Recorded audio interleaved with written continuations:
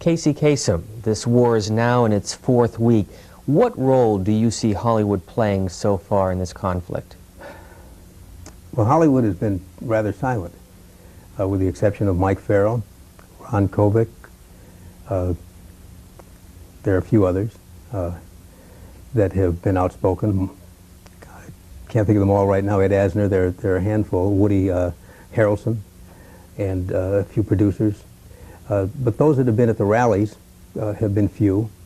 But I have a feeling that just underneath the surface, there are a lot of people waiting to speak out, just waiting to be asked. Why are you speaking out? Because I think war is archaic. I think it's ancient. I think it's uncivilized. I think it has no place in the 21st century. It has no place now that we have no evil enemy. We have the biggest country in the world, the biggest military in the world. Now let's be the greatest country in the world and teach the world really how to be kinder and gentler. We can do that. We have that window of opportunity for the first time, and we didn't take advantage of it. Let's talk a bit about your own values. What helped shape the values of Kasem and the beliefs which you now have about war and about what's been going on over there?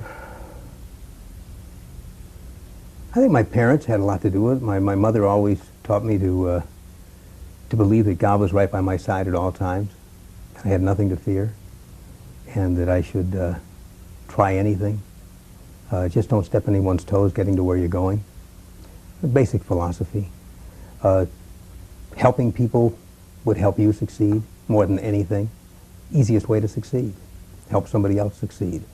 And I think that's the approach I've had in my career. And I'd like to think that's the reason I've been successful. It's certainly not because I'm the most talented person in the world or the most intelligent person in the world. But I think because what my parents gave me and what they brought from the old country, from Lebanon, from the Mideast, was a sense of importance, a sense of knowing that I can make a difference as an individual, and that loving people is first and foremost, and that your name is the most important thing that you can take with you when you go. You grew up in Detroit? Detroit's home, and I would not have wanted to grow up anywhere else but Detroit. I grew up there, and I was fortunate enough to be in school with, at a time when schools and perhaps some of the other parts of the country, for one reason or another, didn't have blacks or Jews or Hispanics, etc. We had a little bit of everything when I was growing up in Detroit, and that was healthy. What do you think, what did you think on January 15th when, whether it was on the radio or on television, you heard that the war had begun? I was doing Amen. I was guesting on the TV show Amen. And a bunch of people were watching television in one of the rooms. I said, "What happened?" "Hey, haven't you heard? It broke out. We had just finished rehearsal." And I didn't think it was going to happen. I truly believed that the president had so many options. He had sanctions. He had embargo. He had blockade. He had the Arabs that could have straightened it out. He had time on his side. And he didn't take that opportunity to show the world that there are other ways to solve our problems. And that if we're ever going to be civilized, ever, it has to start with someone. And why not with the most powerful country in the world, with the most powerful person in the world, our president? And what we tried to do in the peace movement, those who opposed the war and felt that, that there were other options, was to, through rallies, through letters, through talking on television and radio shows such as this one, to let America know that every one of us counts. And body counts are important. If 1 million people are at Washington in front of the White House saying, "Mr. President, find another way," he's going to listen with both ears, maybe not with just one ear. Well, we went to Washington, and we marched, and we had about 75,000 the first time, and I guess over 100,000 the second time, and 200,000 in San Francisco. And around the world, there were millions that were protesting in Europe and Australia, in Southeast Asia. It should have sent a message that something is happening to the world community. When that wall came down in Berlin, that was the greatest symbol of the world. That said to the world, finally, maybe there will be peace in our time. Maybe thinkers will become leaders, or leaders will become thinkers, and will look for other alternatives. And Mr. Bush had them right in front of him. He had it all.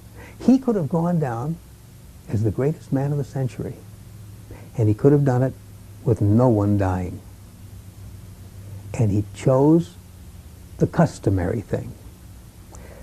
I think it was George Bernard Shaw who said, "Custom will reconcile people to any atrocity."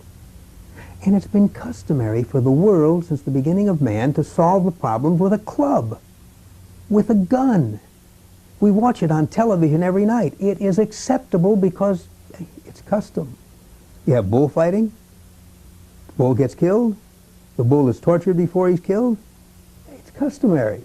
Dog fighting, cockfighting. I suggest that what we had going on between two presidents, Saddam Hussein and President George Bush, was a cockfight. You mentioned the protest rallies, and we have shown them as well as the other networks. And the one sense that we get from those people who talk about the media's role in all of this is that these protest rallies are unpatriotic.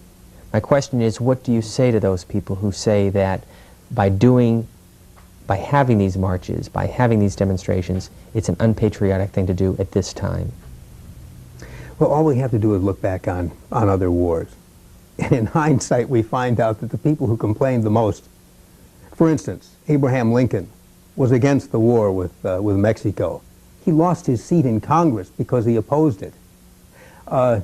Emerson, against the war with Mexico. Henry David Thoreau went to jail for civil disobedience and felt that we shouldn't be fighting with Mexico. And many Americans. In hindsight, when we look back on it now, we laugh and say, oh, yeah, we stole it from Mexico. We really stole it from the Indians. We really stole it from this and stole it from... But that's after 100 years, then we all laugh about it. It isn't so funny to the people whose conscience tell them that there's something wrong here. 2 and 2 is not making 4. And so they act out. They don't play it safe. They don't play it politic. They don't play it popular. They say, no, I'm going to protest. Now, some of them have no restraint. Some of them do crazy things. They'll burn a flag. Not realizing that this is a symbol to a lot of people, to the parents of someone who died in the Second World War or the First World War or whatever war. It's so much of a symbol, you can't do that. And what happens is, if you have one person doing that in 75,000, the press tends to exploit. And where are they going to go? Hey, the guy's burning the flag. Quick, you guys over here, grab that. Aha! And he's stepping on it. Too. Get that shot. Now, I'm not condemning the press. They're going to go with what people are going to tune into. People want to see action. That's what they're used to. Unfortunately, the guy who came there with his baby daughter, and mom who's got a picture of her son, who's a Marine in Saudi Arabia, and an old man who lost his sight in the First World War, you don't see those people. They're quiet. They don't demonstrate. They're there because their conscience tells them they have to be there because it's right. And they know that they may not have other resources. They may not be able to write letters. They may not be good at writing. They may feel that a letter to the editor doesn't mean anything, and they forget how important it can be, or to an editor, or to a radio talk show host, etc. They're beginning to learn that that does have impact. But they're there, at least they're putting their bodies on the line. Too many of us tend to be big talkers and not doers. Big talkers. I was a big talker during the Vietnam War. I knew all the answers. I knew we shouldn't have been there. And I told everybody I knew about it. That was about 12 people. I should have been out there on the lines. I should have done what Brian Wilson did. He lost his legs trying to stop a train, saying, don't send any munitions to the Contras, because he believed that was wrong. That's not the way you stop a war, is to feed the munitions to kill more people. You come to the bargaining table. You negotiate. You do some comprehensive looking at all of Central America, all of South America, our whole foreign policy, and you look back on it and you say, who have our friends been? Well, we teamed up with Noriega, and then he lost popularity. We were big with Marcos for many, many years. He lost popularity. There was GM, there was Pinochet, there was Batista, there was Somoza, there was Saddam Hussein for 8 years. He's using the same weapons that we sold him to defend his country. So what we have to do, all America has to start rethinking the potential of this country. I think we're the only country that has the potential to go above and beyond ourselves as human beings into a strata that's far more spiritual, into an area that's far more understanding than we've ever been, and that's to look at other people as we see ourselves. And Michael Jackson said it well when he said, the man in the mirror. And the man in the mirror is us, and the enemy sometimes is us. And we have to recognize that while we're a great democracy, that we hide behind the flag sometimes. We hide behind words like liberty and justice and righteousness and freedom. And what happens is it gets us into trouble. If you were in a position of authority, what would you have done differently? First off, I would have done it through the United Nations.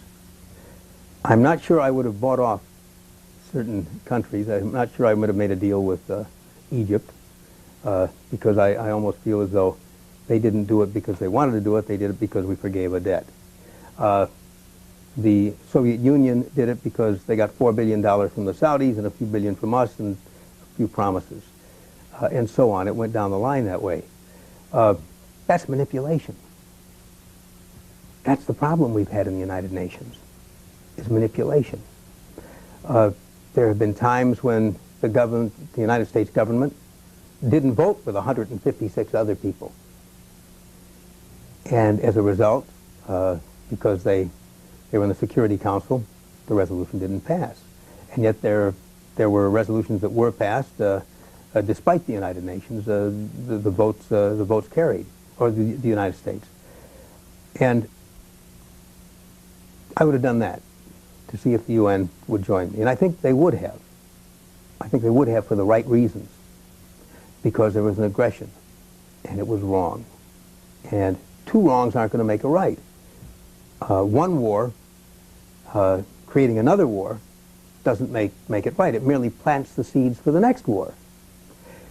I think I would have used a humanitarian, not necessarily a blockade, because that's an act of war in itself, but I think I would have done the other things, and that is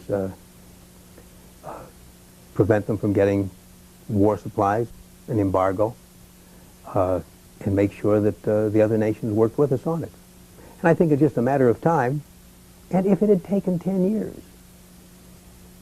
if you total up the cost of the number of people that'll die, and the cost in the amount of money that is spent that could have gone to save the dying people in this country, the dying people in the third world.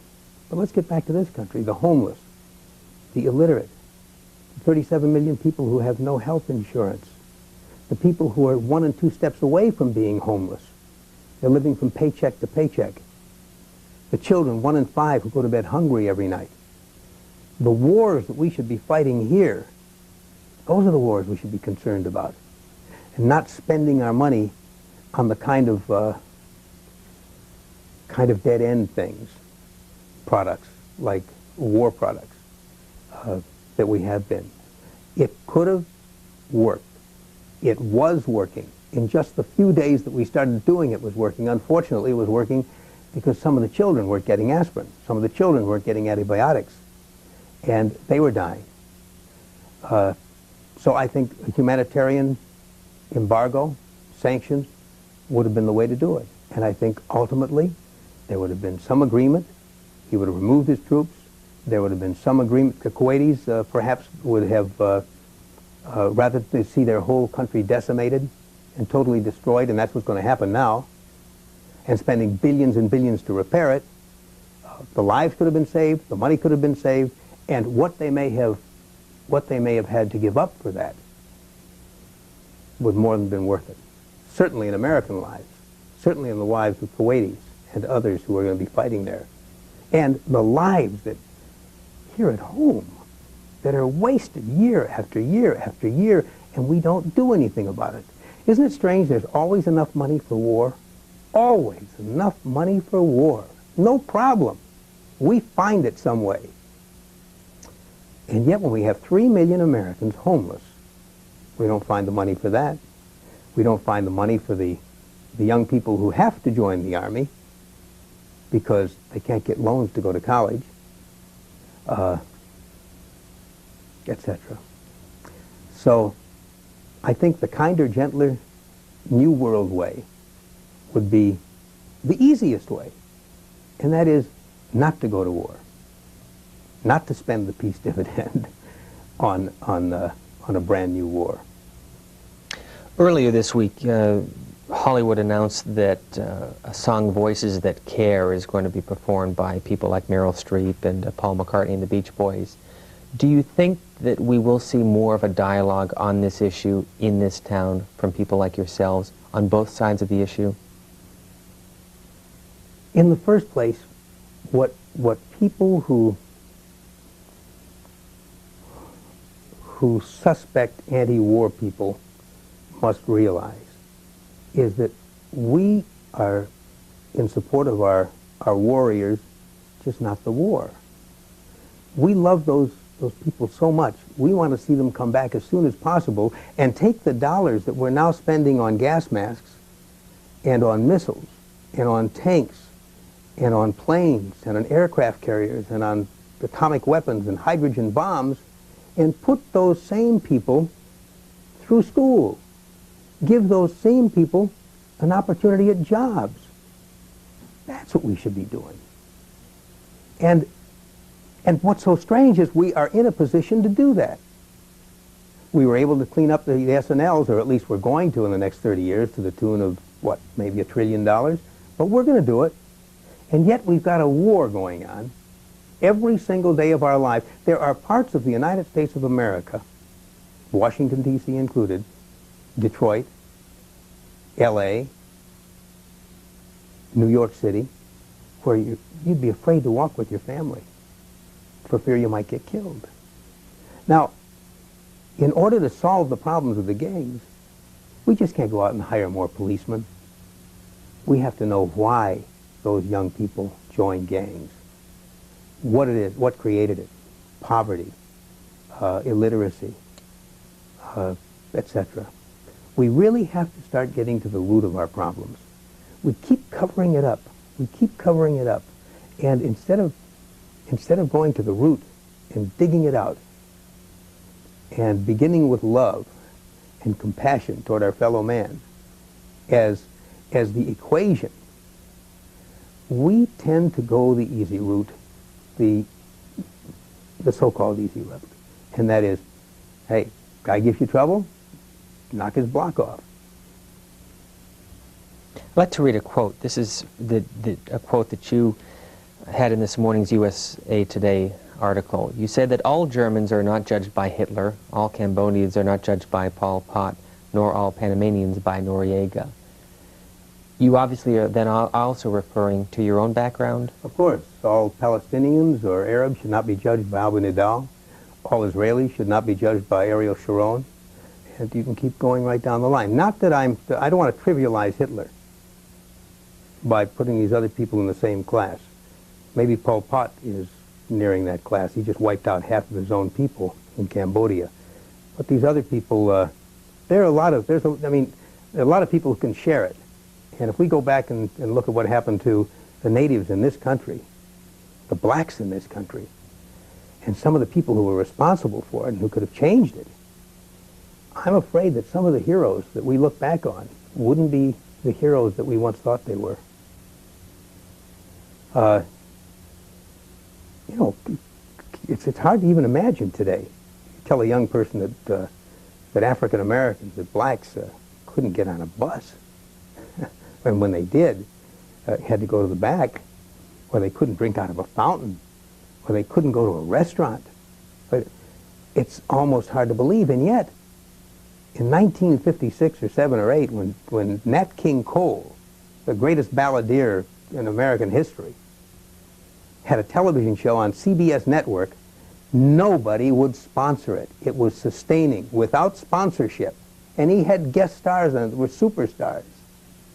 But the sponsors were afraid that if they sponsored somebody who was black, it could reflect on their good products. Look at today. It changed. And today, the superstars of television, men and women and children are black. And opportunities are there, and all of a sudden you look at a people who were once demonized as something less than human. All of a sudden they're just as intelligent, just as talented, just as human as anybody, anywhere. And Hollywood, unfortunately, through the years, going back even with African Americans in, what was the picture, Tolerance? Not Tolerance, Birth of a Nation. I mean, who was the heavy? The black guy. Then they did the same things to the Asian Pacifics. They never trusted them. They were slant-eyed, and you always suspected they were going to knife you in the back. The Arabs, they were womanizers, and not to be trusted either, and also knife-wielding or sword-wielding. The Hispanics, well, they were just lazy and never did anything, you know. This is the way Hollywood portrayed ethnic groups. When the Irish first came to this country, they had problems. The Jews as well. Now, the Arabs have experienced it since The Sheik in 1920, 21, when that movie was first released. And there were some 86 other films in that decade with the same theme. Womanizer, you know, fighter in the desert. Now we have a situation where Arabs are fighting Arabs, Americans are fighting Arabs, and this will be fuel for the bigots. Because you see, all of a sudden, there will be more films where the Arabs will be the bad guys, and it'll be on our front pages. When we see body bags coming back, this will be fuel for people who discriminate, people who are prejudiced. It won't be the majority of the Americans. 99% of the American people will say, look, they're good and bad in all ethnicities, all races, all religions. But there'll be that handful, and that's what they look for. They did it to Hitler, and Hitler did it to the Jews back in the 30s, so that he was able to send them off to the gas chambers near the end of the war in the 40s. And not too many people, even if they knew about it, did anything about it, even though there were German heroes who tried to prevent it. What's happening now is here we have this history, this buildup of the Arab being a bomber, a billionaire, a belly dancer, a terrorist, and now suddenly we're at war with the Arabs. More pictures like that will come on the screen. The old pictures will be there to reinforce the image. So I'm happy to say that the American Arab Anti-Discrimination Committee, the National Association of Arab Americans, the Arab American Institute, other organizations that are non-Arab as well, will do whatever they can to see if we can't turn that image around, because it's going to hurt the children in school. There's already a stack this thick of pages over just the past month of problems in schools, at the workplace, at mosques, and so on, where people have been nasty. So I'm happy to say that there will be those who will try to counteract that. And I came from a meeting just a couple of hours ago of about 10 very, very talented producers in television and radio shows and motion pictures. And we sat and we started thinking about the possibility of creating some commercials that would give a good identity to Arab Americans and Arabs and people of this Islamic religion. And the reason we did that is because I'm happy to say that Fox Television in Los Angeles, Channel 11, when we went there to talk about their broadcasting of the wrestling show where they have a couple of nasty Arabs, and we registered a complaint. And they said, you're right, that isn't right, so they called the company to see what they could do about it to have those folks removed. But they came up with another idea. They said, look, what can we do to help? We couldn't believe it. So my associates and I said, well, and they said, how about some spot announcements, some commercials? That's terrific. And so that's why we got together with these people who are our friends and associates in the business and show business to talk about what it is we could do. To talk about maybe people like mainstream Americans, who people don't know are Arab Americans, like Ralph Nader and Senator George Mitchell, Senate Majority Leader, John Sununu, White House Chief of Staff, Dr. Michael DeBakey, a scientist and inventor and the one who prepares broken hearts. People who are like, in your business, the Dean of the White House Press Corps, Helen Thomas, an Arab American. And in sports, you have the coach of UCLA, Jim Herrick, and Jeff George, the #1 draft choice last year in the NFL, now playing for the Colts, quarterback, and the Heisman Trophy winner, Doug Flutie, through the miracle pass for Boston a few years ago. Then the race car driver who won the Indianapolis 500, Bobby Rahal, the world's first jet ace during the Korean War. First man to knock down 5 enemy planes in a jet was an Arab American that they give an award for every year. And he's Colonel James Jabara, U.S. Air Force, Arab American. And then you have college presidents, and you have school teachers, astronauts. You remember when the Challenger went down, there was an African American, there was an Asian Pacific, there was a Jewish American, there was a WASP. Few people realized there was an Arab American named Krista McAuliffe. These are the things that we want to do. We want to say, look, we're the most loyal people in this country. No more loyal than anybody else, but no less. We're Americans and we're proud of it, but we're also proud of our heritage. Just as 100 million other Americans identify with their ethnicity, we do too. We feel it's part of what makes us good Americans. My mother got her sense of morality, her sense of spirituality from the old country. She brought it over with her. Danny Thomas's parents did the same thing. God bless him, the late Danny Thomas, and for what he did for Arab Americans in the name of St. Jude Children's Research Hospital. That'll be his legacy, not to mention all of the people he made laugh and cry through the years. Every ethnic group has that right to be proud and stand tall because they're Arab Americans or Jewish Americans or Native Americans or whatever they are. And we have to remind people that that's what makes this country great. And when one ethnic group has its toes stepped on, then we are denigrating, we are defaming all ethnic groups. Because when is it going to be your turn? What would the spot say, without giving a Hollywood secret right way? What will it include? What message? You've talked about some of it right now, but if you could write the script, what would you want in the script?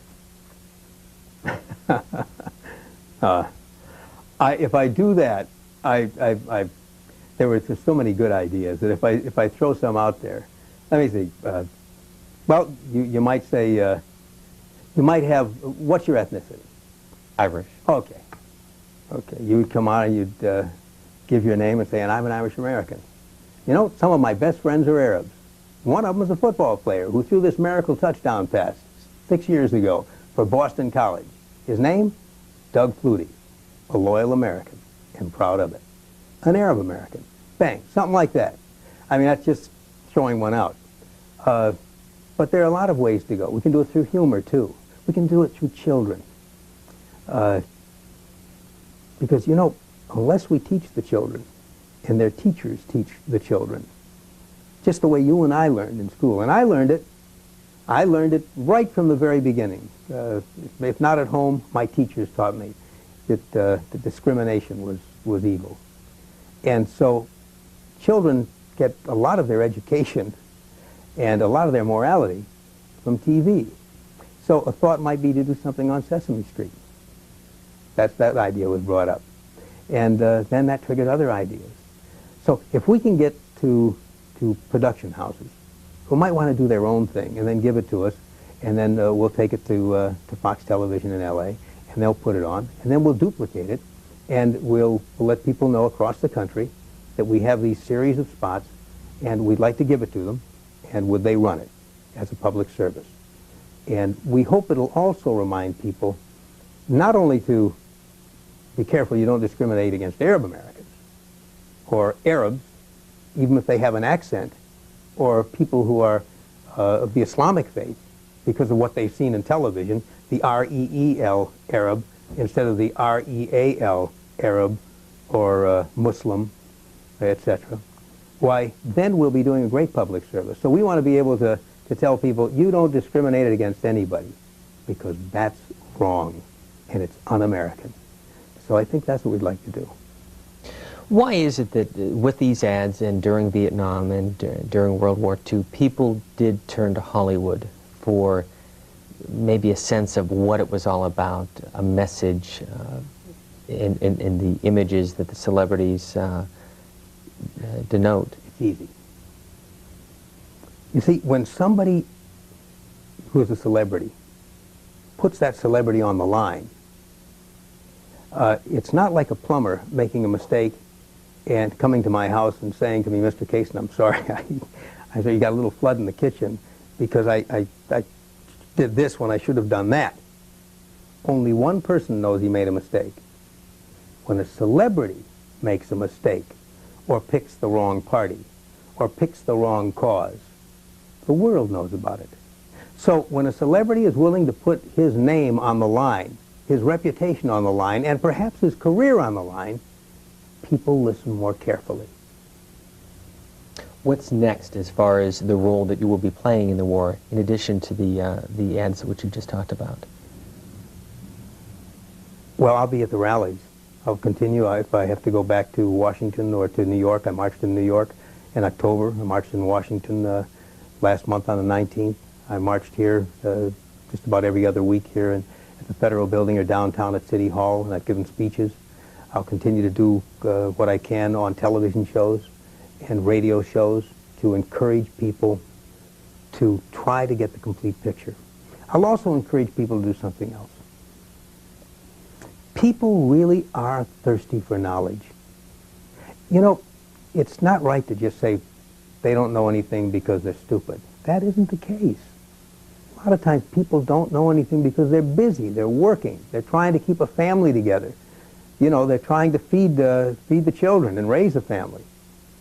So they don't always have the opportunities that other people make time for, like going to alternative magazines and newspapers, like the Progressive, like the Z magazine, like the LA Weekly, like the one in New York, in the Village Voice, and in These Times, and The Nation, and the oldest religious newspaper or magazine in the country called The Churchman. And there's a Catholic paper, too, that's also progressive. Because when you begin to read those, all of a sudden you find out it's almost like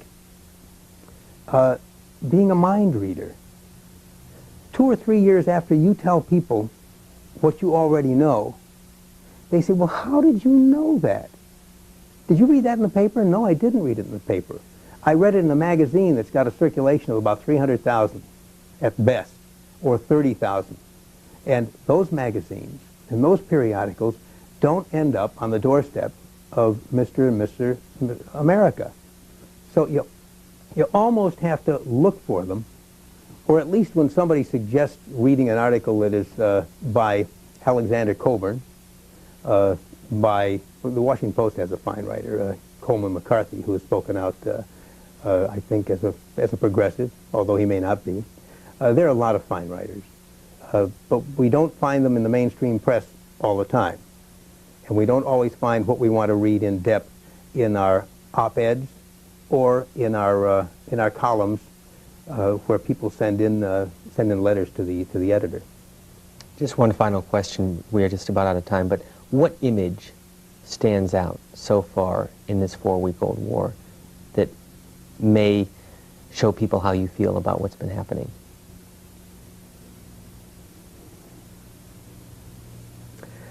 If they have children, for a moment, just for a moment, imagine what it would be like with bombs dropping on you. If they haven't experienced war, imagine what it would be like in one of our tanks or in the desert facing the same kind of missiles that we have, the same kind of armaments we have, with the possibility of cold steel blowing your head off, or your arm, or your leg, or paralyzing you. You see, war is the wrong word. Coleman McCarthy had an editorial on this a couple of days ago. He said, let's change it from war to slaughter. Slaughter number 1. Slaughter number 2. The Gulf slaughter. Because that's what it is. And if you've ever been through a meatpacking plant or a slaughterhouse, and you see the blood running, and you see the death, and you hear the screams, it's the ugliest thing in the world. We have to begin feeling and not saying, that's ordnance we're dropping on those people. That's ordnance they're dropping on our troops. That's not ordnance. That's something that can blow you apart. Kasem, thank you for spending some time with us. Thank you, Steve.